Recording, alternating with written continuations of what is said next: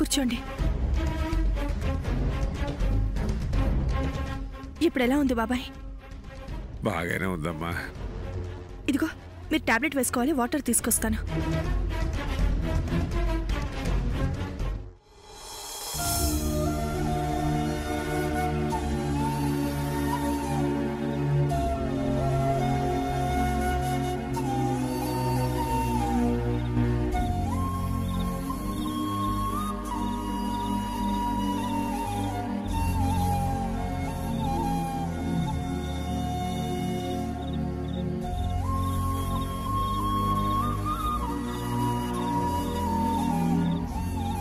నా కారణంగా నువ్వు పిల్లలు హోమం దగ్గర కూర్చోకుండా అయింది.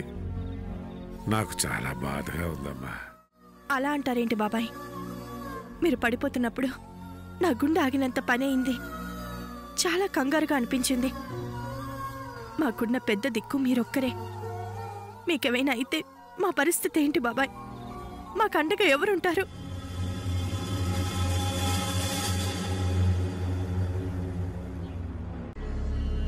అందరికీ అండగా ఆ దేవుడే ఉన్నాడమ్మా. చంటి పిల్లలతో ఒంటరిగా ఉన్న నీకు నన్ను పెద్ద దిక్కుంచేశాడు. ఒకవేళ నేనే లేకపోతే మరో దారి చూపిస్తాడు. అలా ఎప్పటికీ మాట్లాడొద్దు బాబాయ్. మీరు నన్ను తండ్రిగా ఆదరించారు. కలలో కూడా మీరు నాకు అండగా లేరన్న ఆలోచనని నేను తట్టుకోలేను.